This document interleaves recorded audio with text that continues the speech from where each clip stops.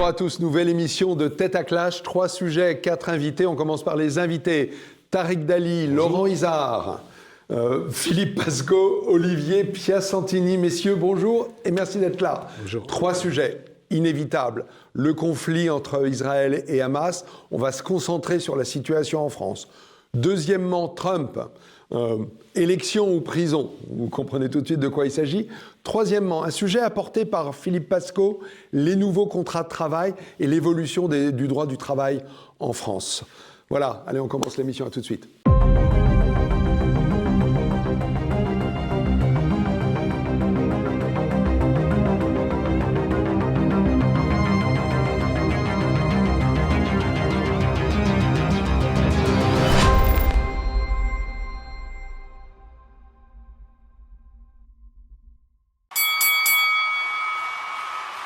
Premier sujet, le conflit Israël-Hamas. Donc, il y a quelques jours, le Hamas a attaqué 50 ans, plus un jour, après le premier conflit, la fameuse guerre du Kippour. Immédiatement, réaction internationale très importante. En France, comment ça se passe? Nous allons essayer de comprendre les réactions des partis. Nous allons essayer de comprendre aussi ce qui peut arriver après. Bien entendu, certains pensent à un nouvel embrasement, merci. Je me disais bien qu'il y avait un mot qui n'allait pas. Embrasement des banlieues. Sur tout ça, on va revenir. Je cède la parole à Laurent Isard, qui est le premier à intervenir. Laurent. Ouais, je pense que d'abord qu'il faut avoir une pensée pour les victimes, directes, indirectes, de ce drame qui n'est pas terminé à l'heure où nous enregistrons cette émission. Alors, sur la question des répercussions en France, il faut savoir que depuis 25 ans, chaque fois qu'il y a eu une tension au Moyen-Orient, une guerre, un intifada, il y a eu des conséquences en France. Alors, ça peut concerner les banlieues, il y a eu des émeutes, ça peut aussi concerner des agressions individuelles. Et puis, il y a un risque de terrorisme qui est toujours là, et qui est ravivé, je dirais, par ce nouveau conflit. Voilà. Donc, en France, oui, il y a un risque aujourd'hui. Il peut se passer des choses, et d'ailleurs, le gouvernement en est conscient. Il a fait ce qu'il fallait, enfin, au moins en termes de communication, pour essayer d'alerter sur les risques que nous encourons. Il y a aussi des risques sur les intérêts français à l'étranger. Parce que... c'est à quoi ? Par exemple, les entreprises françaises qui travaillent à l'étranger. Il y a des risques là-dessus, même sur les ambassades, par exemple.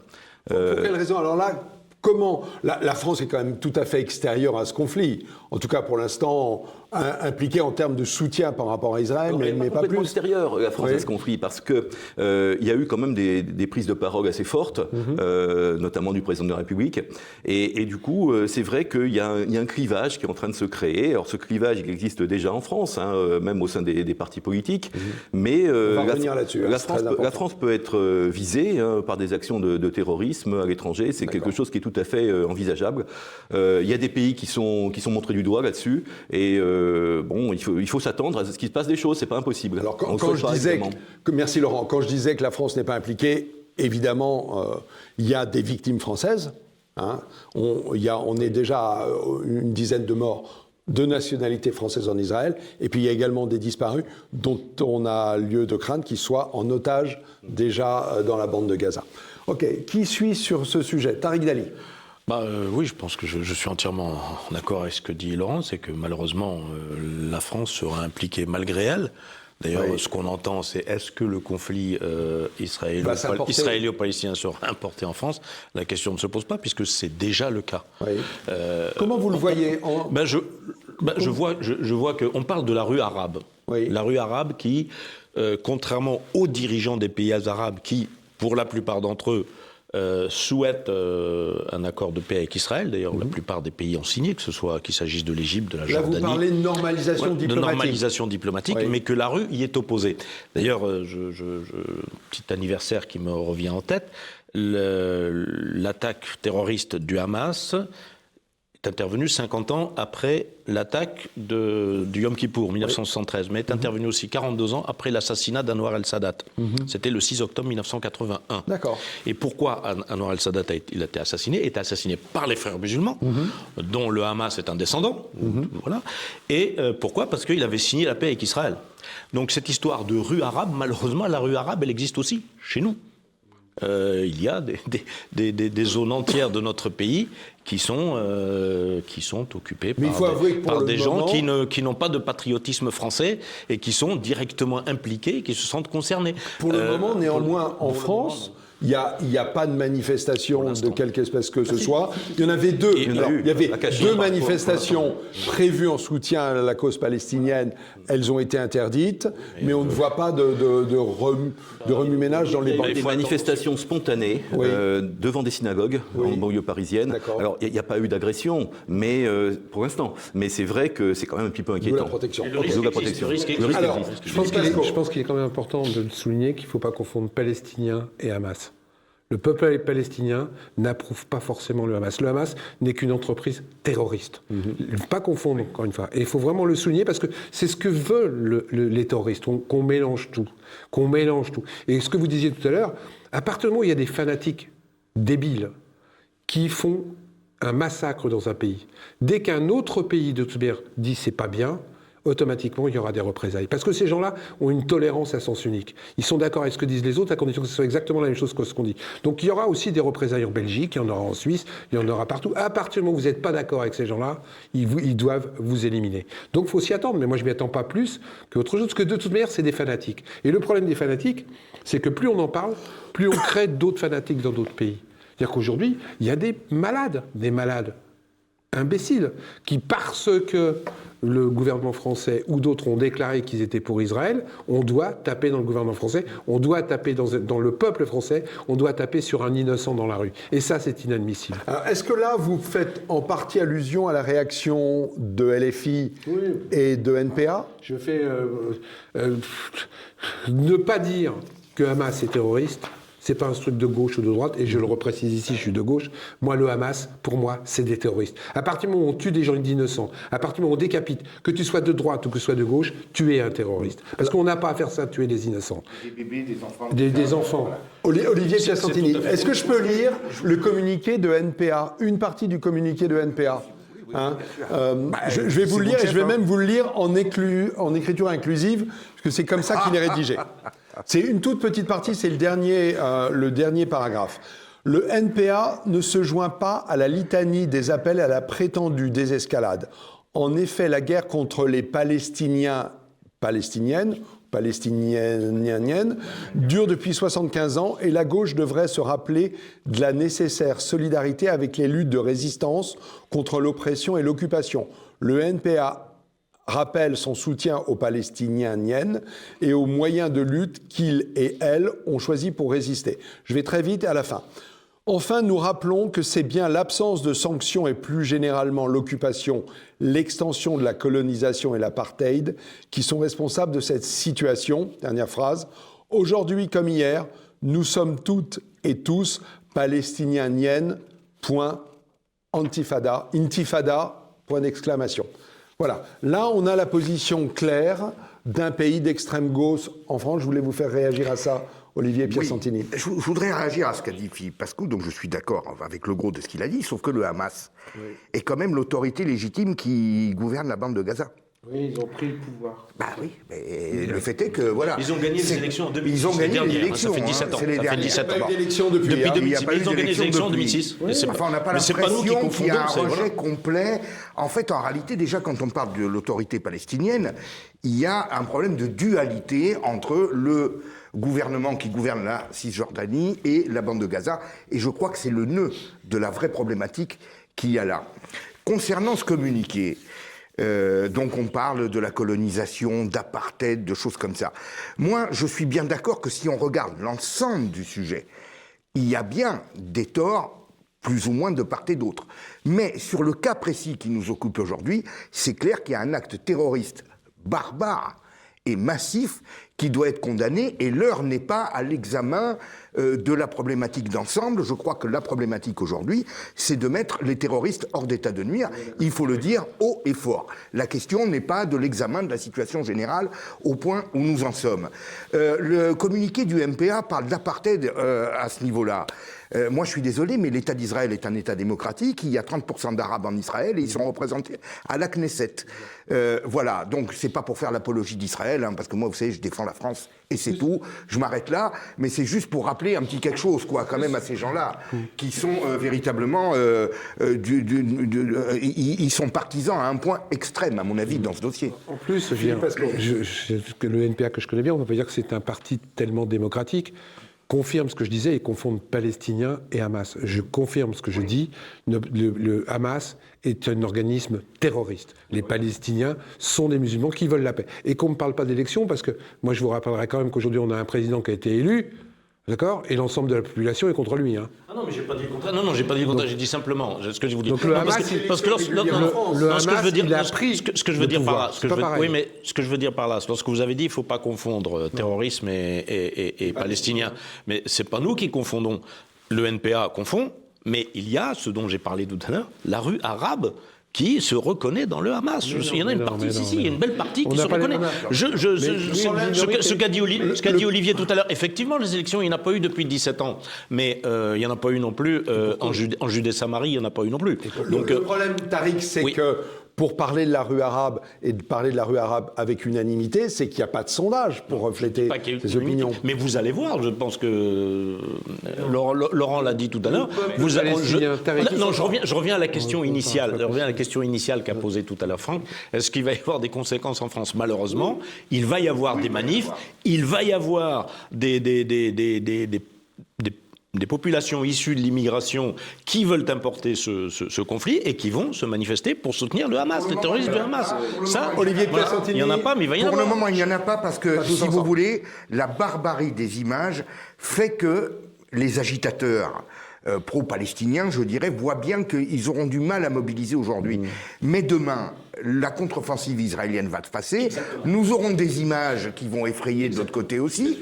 Bon, beaucoup de gens ne prendront pas le recul en rappelant que quand même c'est en réaction à cela. Et je pense qu'à ce moment-là, c'est là que nous aurons un pic de tension. J'irai encore plus loin. C'est que dans quelques jours, dans quelques semaines, lorsqu'Israël aura réagi, vous n'aurez pas seulement la rue arabe ou la rue qui va se manifester en faveur du Hamas, mais vous allez avoir les intellectuels, les médias qui vont recommencer à s'en prendre à l'État d'Israël. Ça, je vous fiche mon billet. Ça ne va pas attendre 3 semaines, 6 semaines. Voilà. C'est ce qui est sûr. Ce qui est sûr, c'est qu'il y a la situation actuelle qui est sous le coup de l'émotion et de la sidération, mais on arrive vers le siège de la bande de Gaza. Ah oui, bien sûr. Rappelons que cette bande de Gaza, c'est 350 km² sur lequel vivent 2 millions d'habitants. Donc c'est minuscule, et que s'il y a un siège, il va y avoir la faim, la soif, sans parler des bombes qui vont tomber sur les immeubles. Les chefs du Hamas, ceux qui ont lancé les actes terroristes, savaient pertinemment qu'Israël taperait sur son propre peuple, sur le peuple palestinien.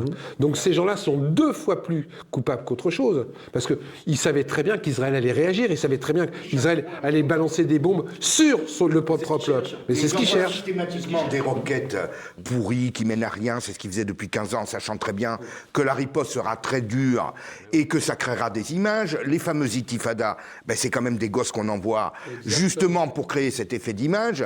Et on manipule des civils et des enfants dont on se sert comme bouclier humain uniquement pour créer un effet d'image et interpeller l'opinion internationale. Moi, ce qui me fait peur dans tout ça, c'est que si vous voulez, on va avoir un double effet.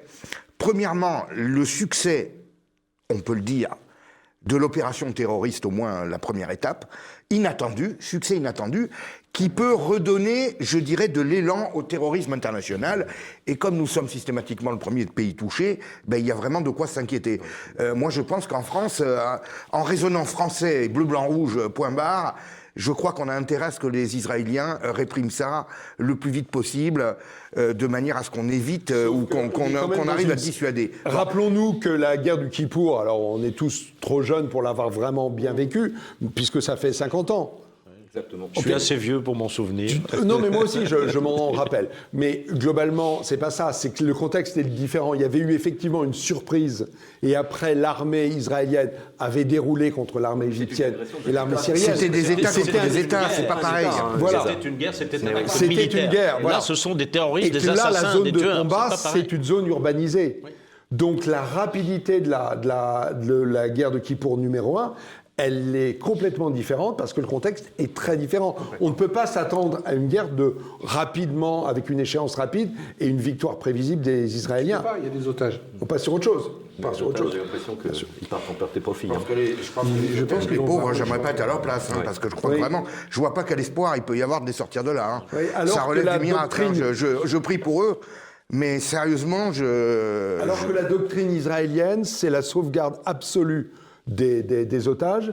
Alors j'ai eu un chiffre, dernièrement, je crois qu'il y a eu 7000 prisonniers palestiniens relâchés contre 19 otages au total et un mort. Le dernier, c'est 1000 contre 1. C'est ça c'était Shalit. Le petit jeune. Le petit jeune, voilà. Donc il risque effectivement d'y avoir un changement de la doctrine. Et Israël, par quoi qu'il efficacité. arrive, n'abandonne jamais un ressortissant à l'étranger. Oui, Et Israël, quoi qu'il arrive, 20 ans après, n'oublie pas. se venge, bien sûr. Ok. Je voudrais Laurent revenir Isard. une seconde sur la situation en France et en particulier sur le communiqué du NPA que vous avez cité, ainsi que sur les déclarations un petit peu ambiguës de la France Insoumise. LFI, parce que Ouais. autant le NPA est un parti très minoritaire, même si représenté systématiquement aux élections présidentielles, LFI en revanche est partie prenante de la NUPES et premièrement un parti qui a fait un très gros score la présidentiel. communication de LFI a un petit peu évolué quand même depuis samedi, il faut dire les choses, mais il refuse toujours de parler j'entendais encore une interview ce matin, il refuse Mathilde de parler Mathilde notamment, Panot, il ne veut pas parler de terrorisme. Elle ne veut pas parler de terrorisme, elle ne veut pas prononcer le mot. Donc on a employé le mot de crime de guerre, mais du bout des lèvres, et en tout cas on ne veut pas condamner le Hamas en tant qu'organisation terroriste. Alors pour moi il y a quand même une chose, c'est que ce genre de déclaration, je m'interroge sur le fait qu'elle tombe sous le coup de l'article 421 2.5 du Code pénal, c'est de l'apologie du terrorisme. C'est de l'apologie du terrorisme. Et moi je souhaite qu'il y ait des suites judiciaires à ce genre de déclaration, et pourquoi pas une dissolution des mouvements qui ont refusé de condamner les actes terroristes ou les organisations terroristes. Alors, Darmanin a pris ce chemin concernant NPA, hein, sur les bases de l'apologie du terrorisme. Je ne veux pas tomber là-dedans. Moi, j'ai toujours été contre les dissolutions, contre les. J'ai toujours été contre. Pas tous ensemble, s'il vous plaît. Tariq, Philippe et je suis opposé aux lois qui répriment la liberté d'expression. Je l'ai toujours été.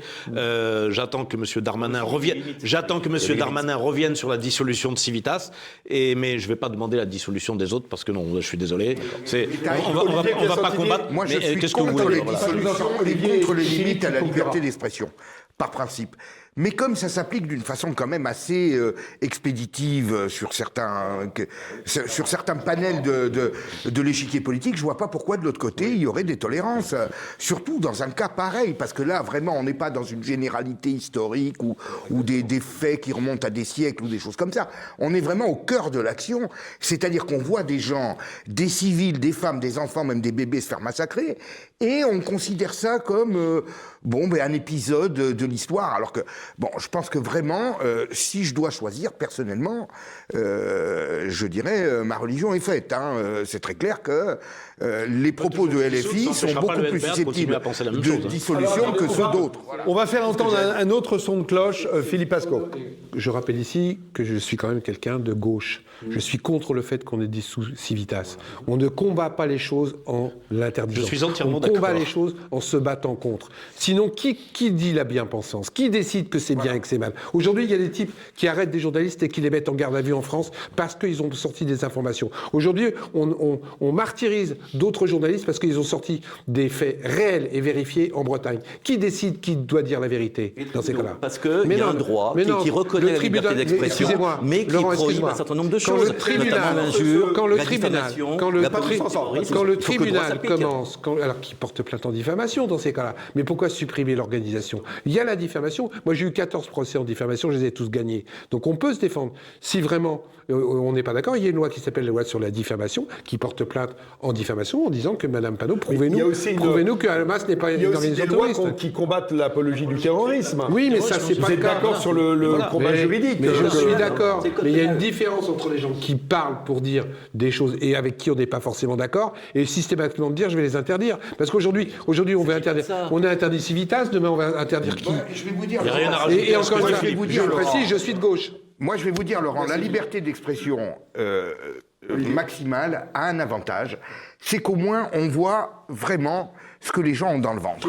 Qui est qui. Et là, LFI, on voit bien ce que c'est. C'est un mouvement d'extrême gauche qui est prêt à absolument tous les moyens d'action pour faire aboutir, je dirais, son projet. Je vous signale qu'en France, il manipule des syndicats étudiants qui font, je dirais, des pressions sur des gens de droite ou autres. C'est connu. Il y a des pressions dans les quartiers. Il y a beaucoup de choses que LFI soit pratique directement, soit manipule ou instrumentalise, et là, la liberté d'expression qu'ils croient avoir, nous permet de voir exactement qui ils sont et ce à quoi on peut s'attendre si ce genre de personnages prennent le pouvoir en France. Juste pour finir, ce sera le mot de la fin, c'est fini après. Il y a un type qui s'appelle François Ruffin qui s'est désolidarisé de son... Donc on savait d'accord. C'est très bien.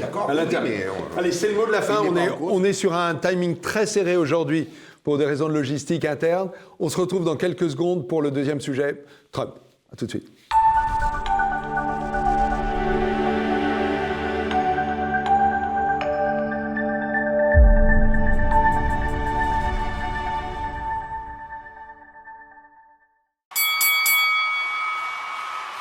Trump ou le retour d'un mort-vivant. Hein. En 2021, après les élections, après l'assaut du Capitole, peu de monde donnait Trump comme... Je la fais. OK, très bien, je la refais. Rebonjour. Trump ou le retour du mort-vivant en 2021 après l'assaut du Capitole peut donner une chance à Trump d'un jour revenir en politique. C'était d'ailleurs la tradition aux États-Unis. Hein. Quand on est battu, on fait autre chose, mais on ne revient pas. Là, Trump fait un comeback assez impressionnant. Néanmoins, il a énormément de casseroles judiciaires aux fesses. Et donc, je voulais qu'on parle de cette possibilité de Trump de revenir, d'être élu, puisque les élections ont lieu en 2024, c'est-à-dire dans un an. Alors, pour être exact, c'est dans 14 mois. Voilà. Tariq Dali. Dans 13 mois, dans novembre 2024. Donald Trump, moi je suis désolé qu'on pose la question en façon, c'est-à-dire soit il est réélu, soit les juges. Oui. Ça commence à bien faire, c'est-à-dire que maintenant, il n'y a plus d'élections qui se passent à l'abri des juges. Ce ne sont plus les électeurs qui décident. Nous avons connu ça en France et nous connaissons ça en France. Maintenant, aux États-Unis, c'est pareil. C'est-à-dire que pour empêcher un type de se présenter aux élections, on lui invente des trucs, on lui colle des procès, on additionne les procès. C'est absolument insupportable. Je remarque aussi une chose, c'est que les contempteurs de Trump, vous leur demandez pourquoi vous n'aimez pas Trump, ils vous disent il a des casseroles, ils vous disent il a des affaires de ceci aux fesses, il a ceci. Jamais personne ne dit Trump, il a mal gouverné le pays. Qu'est-ce qu'il a fait de mal ? Moi, je persiste à dire que Trump a été un bon président des États-Unis. D'ailleurs, je remarque que pendant les 4 années où il a été président, il n'y avait pas de guerre en Ukraine. Le Hamas n'avait pas terrorisé la population. Il a signé les accords d'Abraham, ce n'est pas rien. Il a fait signer les accords d'Abraham. Le Nord-Coréen qui nous pourrissait la vie, qui nous menaçait tout le temps, on n'entend plus parler. Mais voilà, et on continue à insulter et à attaquer Trump sur ceci, sur ses casseroles, sur ceci. Moi, je veux qu'on dise que Donald Trump a été un président, qu'il a gouverné, peut-être pas plus mal ou mieux qu'un autre, mais il n'a pas gouverné, certainement pas pire que bien d'autres, et que je regrette que les élections, encore une fois, se déroulent sous la surveillance de juges qui veulent à tout prix lui faire la peau. Et ça, malheureusement, on a connu ça en France. Laurent Isard. Alors, la situation n'est pas tout à fait la même en France et aux États-Unis. J'ai un peu regardé les chefs d'inculpation. Donald Trump risque de subir 3 ou 4 procès qui vont peut-être se terminer avant les élections ou peut-être pas. Mais de toute façon, même s'il était condamné, ça ne l'interdirait pas de se présenter. La Constitution américaine est très précise là-dessus. Il n'y a qu'un cas qui est prévu par le 14e amendement. Et là, on n'entre pas dans ce cas-là. Donc voilà, judiciairement, il peut se présenter.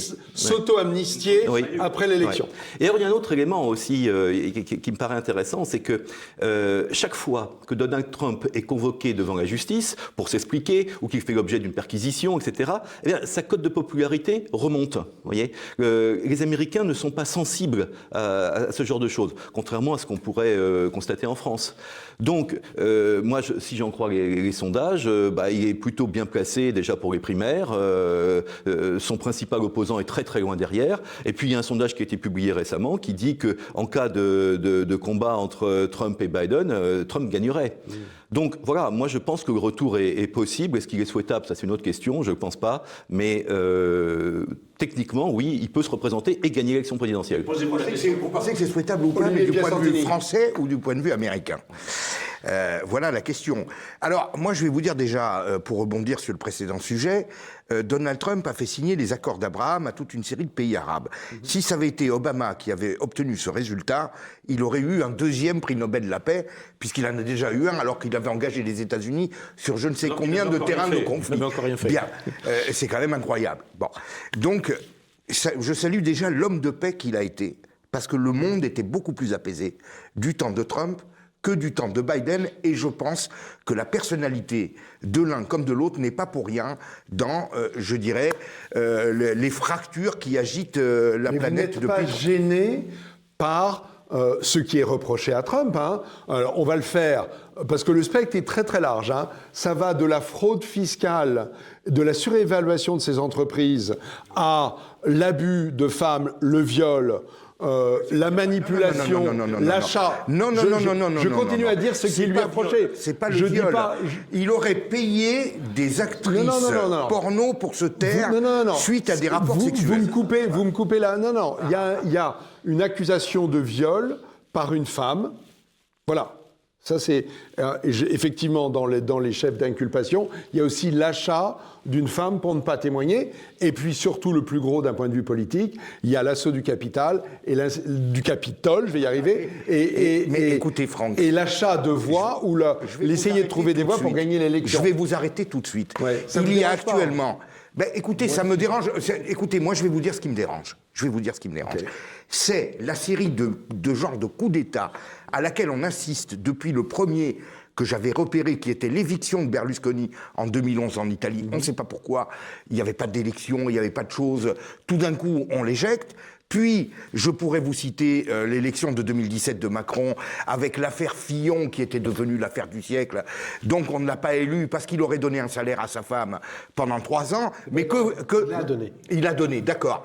À quoi on insiste depuis 3 ans, 4 ans, 5 ans, depuis que Macron est élu? C'est vraiment ça l'a plus blanc. Il fallait absolument écarter Fillon parce que ça l'a plus blanc. Concernant, je pourrais vous en citer d'autres, mais on n'a pas le temps. Concernant donc les... Et il y a Philippe Pasco qui a toujours pas pris la parole. Concernant les casseroles dont Donald Trump est affublé, mais parlons aussi des casseroles du clan Biden, qui sont quand même, là encore, dans le contexte actuel... Pardon, le fils Biden est en justice. Ah, le fils Biden est en justice. Et c'est à lui qu'on reproche quelque chose. Hein. Pour des relations avec Zelensky et le gouvernement ukrainien, des relations louches. Avec Zelensky, avec un milliardaire ukrainien. Oui. Non, mais il faut être précis, Olivier Piacentini. Je veux bien. Mais enfin, tout ça, vous voyez, dans le contexte actuel, ça va plus loin que ce qui est reproché. Les médias à ça, par rapport au truc dont on... Voilà, tout ce il y a également un problème d'image pédopornographique dans ces ordinateurs. Voilà, du fils Biden. Ça fait lourd. Biden, et j'incrimine ni l'un ni l'autre, Biden, c'est son fils qui est accusé, c'est pas lui, donc faut pas confondre. Il a été entendu et dimanche par la justice pour des faits qui sont les mêmes finalement que ceux qu'on reproche à Trump, c'est-à-dire d'avoir conservé des documents classifiés qui auraient dû être transmis aux archives. Alors c'est vrai qu'on n'a pas beaucoup parlé en France, hein, mais il a été entendu 2 jours entiers par la justice. Moi, ce qui me gêne, et j'ai du mal à vous comprendre, c'est que, ok, Trump a peut-être, je dis bien peut-être, bien gouverné son pays, mais moi, les élus, ça doit être irréprochable. Donc c'est trop facile de dire « Ah ouais, mais comme il était un bon président, le fait qu'il ait violé, le fait qu'il ait fait de la fraude fiscale, on ferme les yeux et on dit rien. » Moi, je peux pas. Parce que Philippe, je termine. Dans ces cas-là, les enfants, moi, je veux que vous me disiez que Tariq Ramadan, c'est un mec bien. Parce que Tariq Ramadan, globalement, dans son discours de prêche, etc., par rapport aux gens qu'il voit, tout le monde dit que c'est un mec bien. Ah oui, mais attends, il a violé quelques nanas, mais c'est pas grave. Pourquoi lui c'est grave et pourquoi Trump c'est grave? À partir du moment où un type comme Trump est un menteur, et le fait qu'il soit un menteur, c'est reconnu. Le fait que ça soit un violeur, même s'il a acheté... Et Biden n'est pas menteur. Mais je parle pas de Biden, je parle de Trump. D'accord, mais vous... Non, excuse-moi, laisse-moi finir. Olivier, laisse-moi finir. Non, c'est pas deux poids, deux mesures. On va le laisser développer. C'est pas deux poids, deux mesures. Et je vous rappelle qu'on ne se parle pas tous ensemble, autrement c'est inaudible. Je dis simplement qu'un élu, ça doit être irréprochable, entre guillemets, et que c'est trop facile. Je parle du... Et c'est trop Piacentini, un peu de discipline. Et c'est trop facile d'excuser les gens à chaque fois en fonction de soi-disant ce qu'ils ont fait. Moi, un élu, ça doit être irréprochable, que ce soit Trump ou Biden. À partir du moment où je sais, pas la même résonance mais je m'en fous pour de les ça. affaires de Biden. Mais moi, je m'en fous pas. Mais alors, Olivier, moi, t'es suffisamment intelligent. Je m'étonne que des affaires qui touchent des gens de droite ont une implication immédiate et pratiquement l'éviction de la personne ou sa mise hors de nuire. Je vous ai demandé de laisser Pasco aller jusqu'au bout et ensuite je distribue la parole. S'il vous plaît, un poil de discipline, ça m'arrangerait. Et ensuite je distribue la parole. Et vous l'aurez à nouveau, Olivier. Ce qui est pas simple. Pasco. Que ça soit la droite ou la gauche, je n'ai aucune excuse quand un élu est irréprochable. Et je suis bien placé par rapport à mes livres pour le dire. C'est une question de système. On ne doit pas coopter quelqu'un met les doigts dans la confiture. Le fait qu'aujourd'hui, c'est prouvé, que ce soit Biden ou Trump, les deux sont des gens qui ont mis les doigts dans la confiture. Laisse-moi finir. À partir du moment où ils ont les doigts dans la confiture, moi, je leur donne aucune excuse. Voilà, j'ai fini. Olivier Piacentini, rapidement. Je ne mets pas en cause tes principes à toi. C'est pas toi que je mets en cause dans la réponse que je te fais. Mais je te pose une question. Comment tu expliques que quand c'est un leader de droite qui est impliqué dans une affaire, il y a toute une avalanche qui lui tombe dessus, qu'elle soit médiatique, juridique, et ça finit immédiatement par le rejet. Et quand c'est des gens de gauche, y compris du gouvernement, eh ben ça traîne. Eh bien oui, on va voir, on ne sait pas. Enfin, il y a Trump et les chefs d'accusation contre Trump. C'est ça dont on parle. Et le comeback kid et la résurrection spectaculaire de Trump. Premièrement, il n'est pas condamné pour le moment. On est bien d'accord. Il est en cours. Il n'est pas condamné. Ça ne tient pas la route, Olivier, ce que tu dis. Ça ne tient pas la route, ce que vous dites. Oui, aujourd'hui, la plupart des journaux, entre guillemets, dominants en France, sont des journaux de droite. Non, pas du tout. C'est une blague. Les journaux qui étaient en France sont tous tenus par les copains de Macron. Qui est dégoûté par les médias. Je vous rappelle une règle, messieurs. C'est comme si vous étiez pour la première fois dans cette émission. Je vous rappelle qu'on n'est pas dans un dîner avec des copains et où on peut se parler et vaguement s'entendre. Les gens qui nous regardent, les gens qui nous écoutent, quand c'est le brouhaha, ils décrochent et ils ont bien raison. Alors, s'il vous plaît, Tariq Dalik. Bien. Donc, Olivier a dit l'essentiel. Moi, ce qui me gêne là-dedans, c'est qu'on ne peut plus avoir une campagne électorale sans où on parle des vrais sujets. On invente des trucs, des machins. Notre ami Laurent tout à l'heure a dit à chaque fois qu'on colle une casserole aux fesses de Trump, il monte dans les sondages. Il faut peut-être se demander pourquoi. C'est peut-être parce que les électeurs en ont ras-le-bol de ces trucs-là. Ils en ont ras-le-bol que les médias l'ont pourri la vie pour l'empêcher de gagner. Ils avaient décidé que c'était Hillary Clinton. Il fallait que ce fût Hillary Clinton. Ça n'a pas été Hillary Clinton. Moyennant quoi, pendant 4 ans, on lui a pourri la vie. Et on est tout le temps en train de chercher des trucs, des machins. Est-ce que vous croyez honnêtement que si c'était un président démocrate, on serait allé chercher dans tes poubelles, on serait allé chercher tout ça? C'est peut-être ça aussi qui énerve les électeurs. Et c'est peut-être la raison pour laquelle, à chaque fois qu'on l'emmerde, il monte dans les sondages. Et que les électeurs veulent du Trump parce qu'il a décidé pied à pied de se battre contre l'establishment et contre effectivement les médias, contrairement à ce que dit Philippe, qui aux États-Unis comme en France ne sont pas de droite. Voilà. Aux États-Unis, pardon, la couleur politique des médias aux États-Unis est beaucoup plus tranchée qu'en France. Hein. Entre Fox, oui, en France, la droite s'est ralliée à Macron, c'est-à-dire à la gauche. Voilà, effectivement, les journaux sont macronistes. Chaque pays choisit ses dirigeants.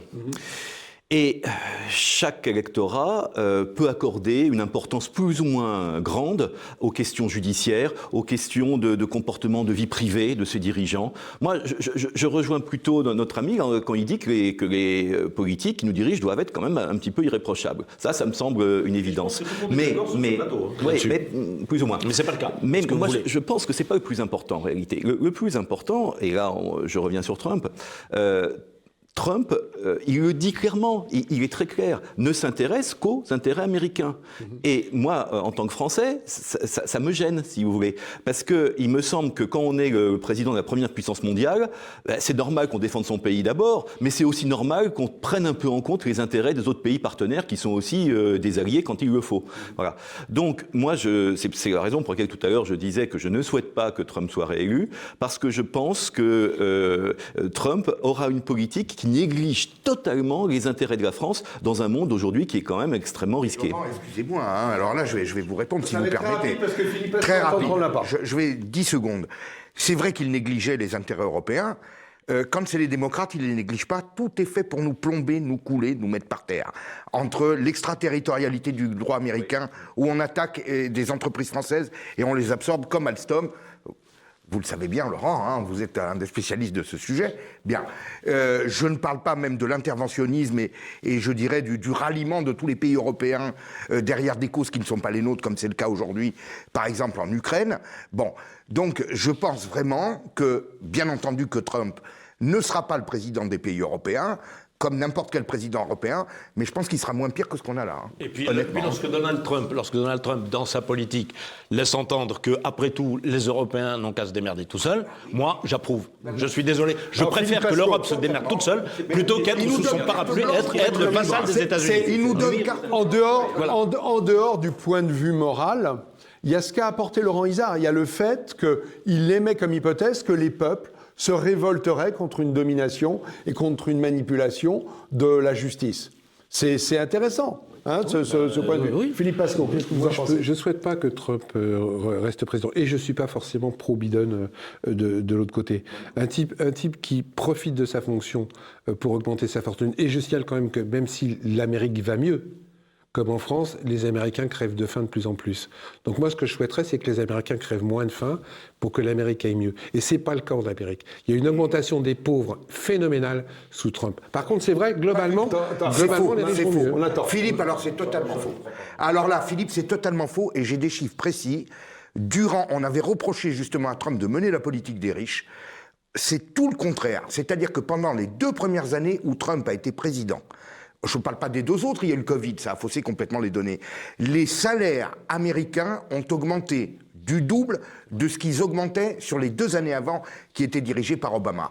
Et il y a eu énormément d'embauches d'ouvriers, de gens qui étaient au chômage, et même beaucoup de gens parmi les minorités ont commencé à se rapprocher de Trump à l'époque, parce qu'ils retrouvaient des emplois. Ça a même été justement un sujet, un jeune noir avait reproché à Joe Biden de ne pas s'occuper des Noirs pour leur créer des emplois, mais juste pour agiter les tensions raciales. Manifestement, vous avez des données différentes, l'un et l'autre. Ça tombe bien, c'est le sujet. C'est clair et net, je suis désolé, c'est faux. C'est quand même l'électoral. Aux élections de 2020, on a été étonnés, les observateurs qui tapaient sur Trump en permanence, ils ont vu que l'électorat hispanique et noir avait voté davantage pour Trump que la fois précédente. Et ça, c'est en 2020, pas en 2016. Voilà, bon. Donc les résultats sont là. Enfin, voilà. Très clairement, il y a eu 2 années de prospérité économique aux États-Unis, avec une croissance à 4,5%, que les États-Unis n'avaient pas. C'est des chiffres officiels qui sont donnés par toutes les institutions internationales. En fait, je crois que vous parlez de choses différentes. On va s'arrêter là parce que le temps est écoulé, mais vous parlez du boom économique et Philippe Pascaud parle de la nouvelle pauvreté des gens qui ont perdu leur boulot. Excusez-moi, avec Trump, il y a eu moins de chômeurs et les salaires ont augmenté plus vite qu'avant. On reviendra sur ce sujet. Si j'avais su, je les aurais amenés. On a, comme le disait Tariq, qui m'a corrigé, 13 mois avant l'élection de Trump. Cela dit, le premier caucus, qui est l'Iowa, aura lieu en janvier. Donc on aura largement le temps de reparler de la campagne électorale, de la position de Trump, qui peut encore bouger. Hein. On a vu des campagnes américaines avec des nouveaux arrivants qui ont dépassé le favori. Allez, et puis on verra déjà si Biden peut se présenter, ce qui a quand même une petite incertitude compte tenu de son âge. Allez, on se retrouve dans quelques secondes. Quoi ? Fait rire. Allez, compte tenu de son âge, c'est ça qui le fait rire. Allez, on va changer de sujet, mais vous allez voir, pas tant que ça. On va parler des nouvelles conditions de travail. À tout de suite. Retrouvez et achetez les livres des invités de TVL dans la boutique de votre chaîne sur tvl.fr.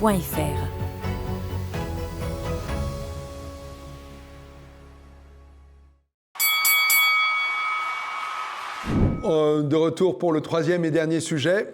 Là, on parle de l'évolution du marché du travail, des règles du travail. C'est un sujet qui est abordé par Philippe Pascaud et je lui cède tout de suite la parole. Philippe. Moi, je suis effaré parce que, même par rapport au sujet précédent, en France, aujourd'hui, globalement, on assiste à une recrudescence des feux verts dans tous les médias. La France va mieux. La France se remet au travail. Les gens ont du travail. Il y a moins de chômeurs. Si c'est la tendance qu'il y a en ce moment. Mais quand on voit comment c'est fait, je veux dire, moi, je me pose des questions par rapport à demain. Aujourd'hui, les gens sont obligés, par exemple, d'avoir 2 travails pour pouvoir subsister. Mais à part ça, la France va mieux.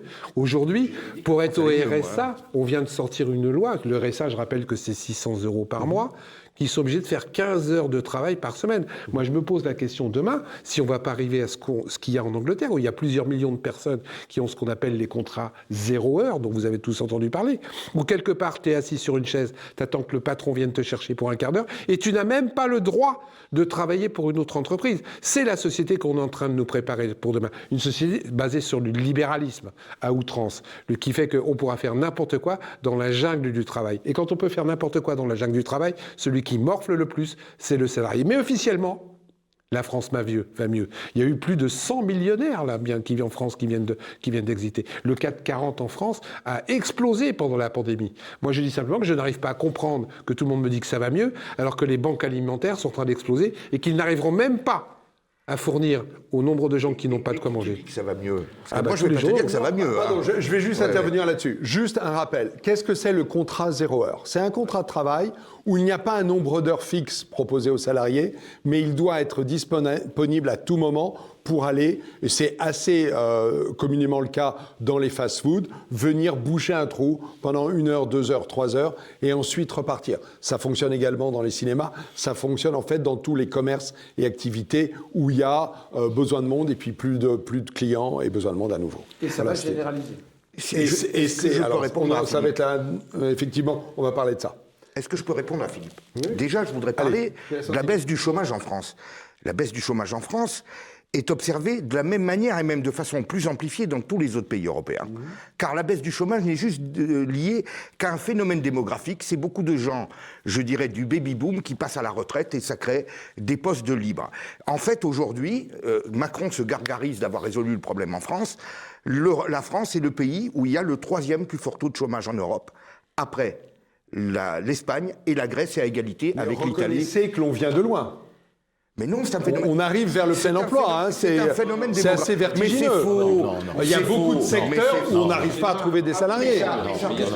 Excusez-moi, je l'ai mis dans mon dernier livre. Il y a une grande déclaration gouvernementale qu'on n'a jamais eu aussi peu de chômeurs en France depuis 40 ans. 7%. Quand vous lisez et que vous regardez les chiffres, c'est un mensonge éhonté. Quand vous supprimez 500 000 chômeurs des listes, parce qu'ils n'ont pas répondu à un mail qu'ils n'ont pas reçu, c'est vrai. vous avez moins de monde. Quand quelque part vous augmentez la durée de travail pour pouvoir toucher des allocations chômage, vous avez moins de chômeurs. Officiellement, ça va mieux. Mais moi, expliquez-moi comment ça se fait que tous les organismes de banques alimentaires explosent leurs chiffres. Si vraiment, il n'y a pas de reprise économique. La deuxième chose, il n'y a pas de réindustrialisation du pays. On va laisser Tariq et Laurent intervenir. Tariq Dali. C'est de l'enfumage. Déjà, il faudrait rappeler pour la énième fois le... On parle plutôt... attendez, on va pas être sur l'enfumage du chômage ou pas. Ce qui m'intéresse, c'est de voir de quelle manière le travail est en train d'évoluer. Parce que... Philippe parle des nouveaux contrats de travail. Moi, je voudrais apporter quelques infos parce qu'on sait que le travail va beaucoup changer dans les années qui viennent. La manière de l'appréhender va beaucoup changer. Quel est votre regard là-dessus, Tariq ? C'est-à-dire qu'aujourd'hui, comme nous n'avons plus d'industrie qui était le cœur de l'économie française, qu'est-ce qu'on fait ? On cherche des petits boulots à temps partiel pendant quelques heures, quelques minutes, et on est très content comme ça, bien sûr. Oui, c'est ça. C'est qu'on fait venir. Non, mais quand je dis on, c'est ceux qui se gargarisent. C'est ceux qui se gargarisent de la prétendue baisse du chômage. Petit boulot. Mais voilà, on fait venir de la main-d'œuvre. D'ailleurs, la question n'est pas à dissocier de la politique migratoire qui consiste toujours à faire venir plus de monde de l'extérieur parce que ils sont taillables et corvéables à merci. Donc on va faire prendre des gens qui vont faire des petits boulots pendant un quart d'heure, pendant 1 heure, pendant 2 heures, et on les paye comme on pourra, pas grand-chose. Voilà. Je vais me mettre dans la case du diable qui va. Je vais me mettre dans la case du diable qui va alimenter le débat. Il y a des études qui montrent qu'en 2035, donc dans un peu plus d'une dizaine d'années, chacun aura 2 boulots. Alors, la fraction, c'est 2,35. Donc, passera d'une activité à une autre, sachant que quand on dit boulot, en fait, je devrais dire activité. Donc, il y aura à la fois des activités rémunérées, du bénévolat de manière significative, et puis des activités qui pourront éventuellement créer une rémunération plus tard. Donc, une forme d'investissement pour une reconversion professionnelle. Est-ce qu'on ne parle pas aussi d'un désir de la population et des nouvelles générations qui ne veulent plus être toute leur vie dans une même boîte, qui veulent pouvoir être indépendants et choisir leur employeur? Est-ce qu'il n'y a pas quelque chose... Non, mais Laurent Izard, d'abord. Je veux faire réagir Laurent à ça. C'est un sujet qui est très intéressant et la souffrance au travail, c'est une réalité. Et l'insécurité dans le travail, c'est une réalité. Oui. J'ai même d'ailleurs écrit un bouquin là-dessus, donc c'est un sujet que je connais un petit peu. Bon, la réalité, c'est qu'on est face à un paradoxe. C'est-à-dire que d'un côté, on a un code du travail qui est de plus en plus protecteur, en réalité, pour les salariés, sauf depuis quelques années. Il faut nuancer. Mais bon, globalement, c'est 1,5 kg d'articles en faveur des salariés, écrits sur papier bible, en tout petit caractère. Vous voyez, il y a des normes qui protègent les salariés, il y a l'inspection du travail. Et en même temps, il y a de plus en plus de souffrance au travail, il y a de plus en plus d'insécurité. Vous savez, le contrat à durée indéterminée, qui est toujours dans notre tête, en tout cas dans la tête des gens de notre âge, il est en train de disparaître, en réalité. Il est en train de disparaître. Aujourd'hui, la norme, c'est le contrat à durée déterminée, de court terme. Et puis, on assiste à des phénomènes de plus en plus importants, comme l'ubérisation, qui font que, finalement, on crée une insécurité dans le travail de plus en plus importante. Et puis, les chiffres, parce qu'il faut aussi regarder un petit peu les chiffres, montrent qu'il y a de plus en plus d'accidents du travail. En réalité, on ne baisse pas sur les chiffres d'accidents du travail, des maladies professionnelles, les burn-out, ça augmente. Donc, il y a vraiment un vrai problème sur le travail. Et moi, la thèse que je défends là-dessus, c'est de dire que si on va dans cette direction, c'est parce que nos entreprises sont de plus en plus soumises à une pression internationale, une pression concurrentielle qui les oblige à faire ça. Voilà. Je suis totalement d'accord avec Laurent. Comment vous incluez là-dedans le désir d'une fraction qu'il est difficile d'évaluer, en tout cas à ma connaissance, de ceux qui veulent avoir plusieurs boulots, être des indépendants et ne pas avoir de patron? Il y a des boîtes d'intérim pour ça, ça marche très bien. Ceux qui veulent plusieurs boulots, ils s'adressent à une agence d'intérim.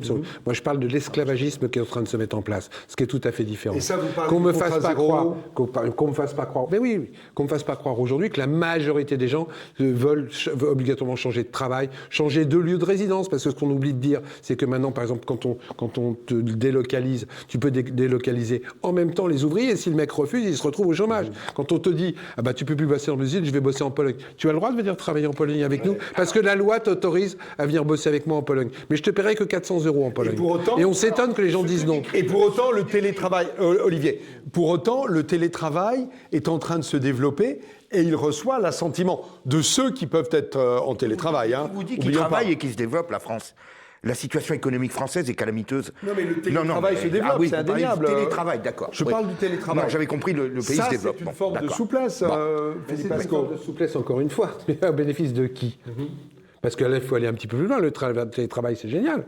Il n'y a plus d'électricité à payer pour le patron, plus de bureaux à payer pour le patron, plus de déplacements à payer pour le patron, plus bientôt de tickets restaurants.